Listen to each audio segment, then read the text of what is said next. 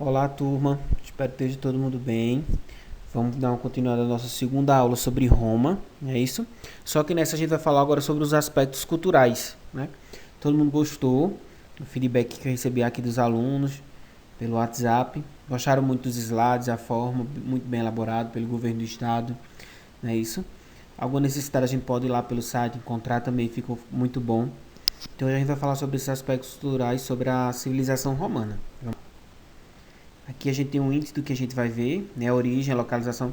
A gente já viu isso na aula passada, né? Então vai passar bem rapidinho, né? O que é cultura, língua, divertimento, arquitetura, exército, religião, escultura e pintura. Ok? A origem de Roma, né? Que a gente viu pela a questão da mitologia, da loba, dos irmãos gêmeos, né? Isso de Rômulo e Rêmulo. Estão lembrados, né? Da aula anterior. Não vou aqui nem ler, que a gente tá tudo lembrado. Né? Outra coisa que a gente percebeu não, que a gente estudou, foi que Roma, na verdade, foi a miscigenação de três povos que habitavam na região da Península Itálica, né? Outra coisa que a gente viu foi a questão por causa da localização, que vai ser nesse próximo slide, tá vendo? Que a gente disse que é uma bota, estão observando aqui no meio, ó, do mar Mediterrâneo, uma bota. Roma é uma bota, tá certo? Roma localiza em uma região do solo fértil, que é uma continuação da Europa Central e que se prolonga até o mar Mediterrâneo, chamada de Península Itálica ou Península Apenina, que é isso aqui, estão vendo? Ó? Parece uma bota. O Império Romano. Com a expansão da República Romana, paulatinamente foi surgindo o Império Romano. Durante o século III e IV a.C., a população sob o domínio de Roma alcançou o número de 60 milhões, tornando-se 25% da população mundial. Roma foi um dos maiores impérios que a história viu até hoje. A gente, por exemplo, tem um ditado que é desde essa época, quando a gente tem assim, quem tem boca vai a Roma. Né? Por que quem tem boca vai a Roma? Porque a Roma foi o centro do mundo, né? O maior império. A vida e a estrutura de Roma passaram por grandes mudanças, deixando de ser agrária, rural, e tornando-se mais comercial, então mais urbana. Os povos conquistados foram escravizados ou passaram a pagar impostos para o império. Principalmente esses escravizados eram terras conquistadas, né? Cada vez mais ampliando a questão do território de Roma. A expansão. Como aconteceu a expansão? Só aconteceu graças ao exército. Ponto forte da cultura romana. Bem organizado, o exército composto por voluntários e equipado fortemente garantia a conquista de todos os países em torno do mar Mediterrâneo. Por esse motivo, os romanos chamavam de mar Mediterrâneo. Mare Nostrum. Se não me engano, é uma pronúncia, uma palavra em latim. Reconhecendo outros povos. À medida que o império ia sendo conquistado, quer dizer, aumentando, né, os romanos procuravam conservar o território e integrar os povos dominados de sua civilização, dando-lhe, em alguns casos, a cidadania romana. Roma não queria perder as suas características, então o povo que era dominado, eles impunham, eles colocavam à força todas como é que eu posso falar? As tradições e toda a sua cultura para aquele povo seguir a cultura romana. Desse modo, Roma acabou por abraçar a cultura de diversos povos e usá-la a favor de sua sociedade, agregando novos conhecimentos e otimizando as suas atividades cotidianas, através do que foi aprendido com os conquistados.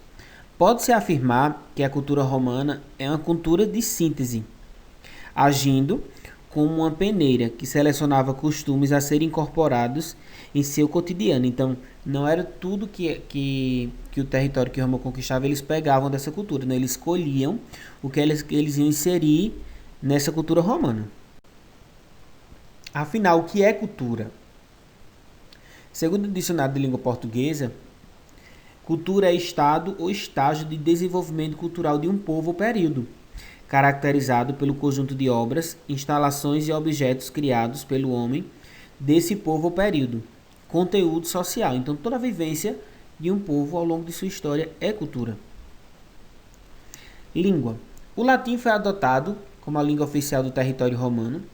Uma vez que sua extensão era gigantesca, né, então estava aumentando muito o território do Império Romano, foi preciso uniformizar o idioma para que os diferentes povos que lá moravam pudessem se entender. Os gregos influenciaram bastante a cultura romana e o latim adotou algumas das suas palavras, pois famílias romanas gostavam que seus filhos fossem educados por mestres gregos. Que interessante, né? São exemplos de idiomas derivados do latim. O nosso português, né, o francês, espanhol, italiano, né, e o romeno. Quer dizer, o latim torna-se uma língua mãe para todas essas outras, inclusive o nosso português. Cultura versus divertimento. A gente vai ter aí três figuras que faziam parte desse divertimento. A gente tem aí o circo, o teatro e o anfiteatro. O teatro e o anfiteatro a gente viu essas duas imagens na aula anterior. O circo, que era o circo? Era uma das principais instalações destinada a corrida, espetáculos e representações que comemoravam os acontecimentos do Império. Lá realizavam batalhas, corridas de cavalos e outras diversões. Apesar de copiar os estádios gregos, o circo possuía medidas bem maiores, então era bem mais gigantesco do que a gente pensa hoje, o circo, né? O teatro, vê que bonito aqui. Eu não sei, não tem aqui o Teatro de Pompeia, na cidade de Pompeia, em Roma. O teatro em Roma teve o seu início com representações religiosas, sempre ligado à religião. Ao receber a influência dos gregos, acabou tomando para si as famosas formas gregas de tragédia e de comédia. As peças retratavam principalmente o comportamento e os conflitos do ser humano, além de criticar a sociedade da época. Eram gratuitas e faziam parte do entretenimento oferecido pelos festivais públicos. Então, era um lugar público e todos podiam assistir, no caso. O anfiteatro, aí a gente tem o Coliseu, né? Bem bonito, a gente tem uma imagem maior na aula anterior. No século I a.C., os anfiteatros começaram a surgir por todo o Império Romano. Eram em cerca de 230 estabelecimentos, dentre eles o famoso Coliseu, que é essa imagem ao lado. Nessas construções ovais, os gladiadores, que é bem famoso, né, em vários filmes, né, que eram os prisioneiros de guerra ou escravos, enfrentavam animais ferozes até a morte. A gente viu, acho que no filme Gladiador, acho que vocês já assistiram, que retrata bem esse período e como era esse espetáculo nos anfiteatros, no caso no Coliseu. A Panem e os circenses. Com a expansão de Roma, a cidade se tornou o foco de todos os acontecimentos políticos e sociais, atraindo a população. Desta forma, Roma ficou bastante povoada por todas as classes sociais, inclusive a classe pobre, que via esperança em fixar residência em Roma, quer dizer, aos redores todo mundo queria morar em Roma. Com o quantitativo de pessoas miseráveis, crescia gradativamente os dirigentes romanos. Precisavam encontrar uma maneira de impedir possíveis rebeliões que pudessem abalar a ordem pública. Então, tinha medo dessas pessoas que começaram a chegar em Roma se rebelar contra o sistema, contra o Estado na época, né?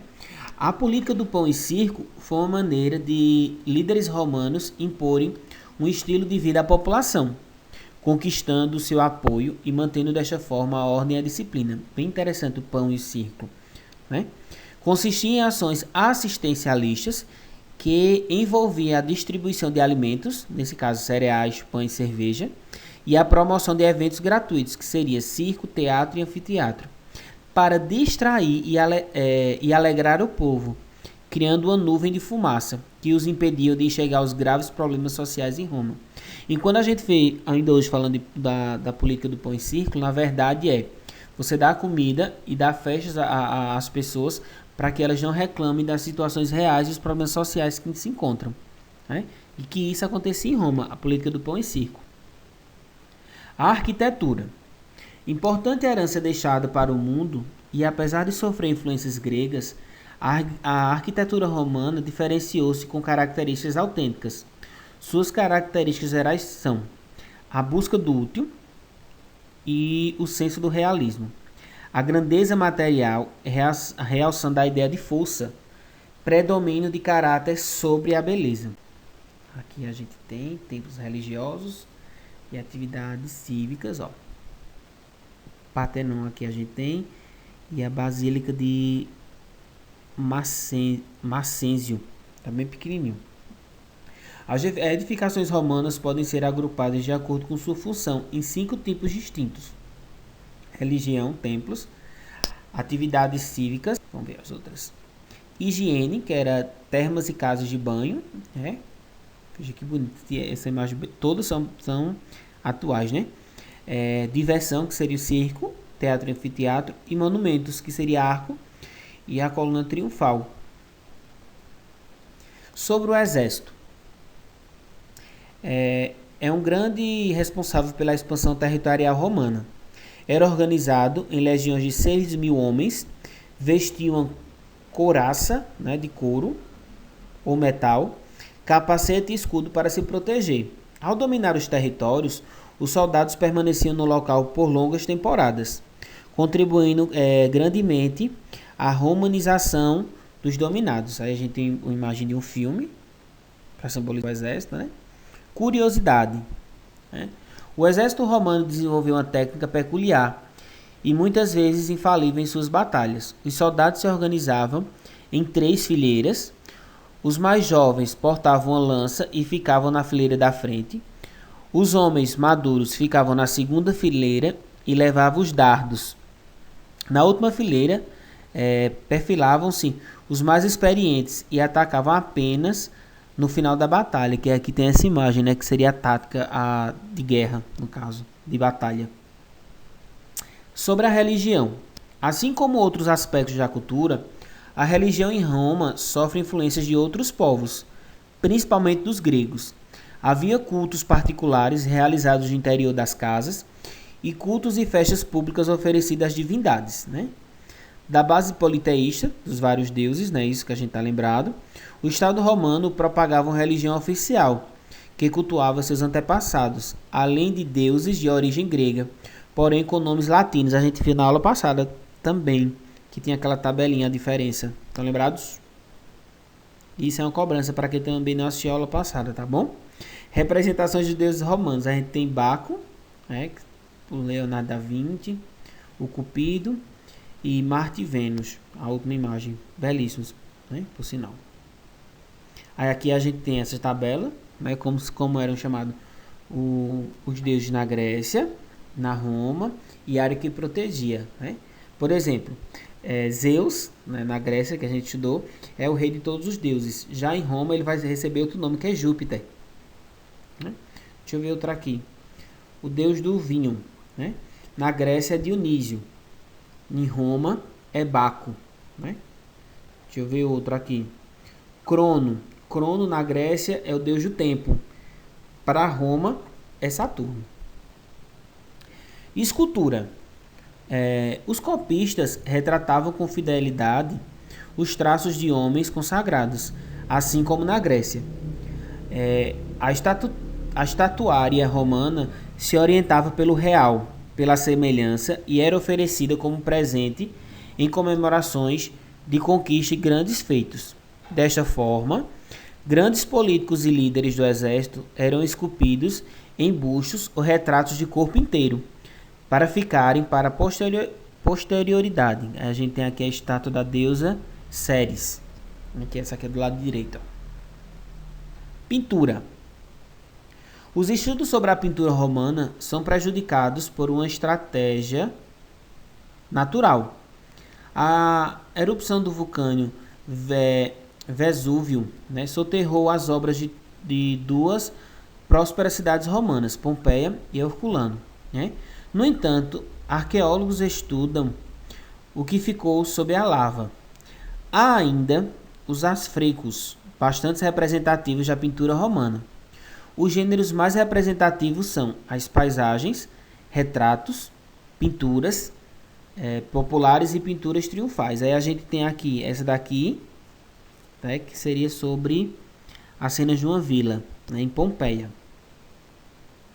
A gente vai ficando por aqui. Espero que vocês tenham gostado e até a próxima semana. Um grande abraço e até mais. Isso aqui são os créditos, né? As imagens de onde a gente tirou e as referências bibliográficas. Qualquer coisa, lembrando Chama no WhatsApp.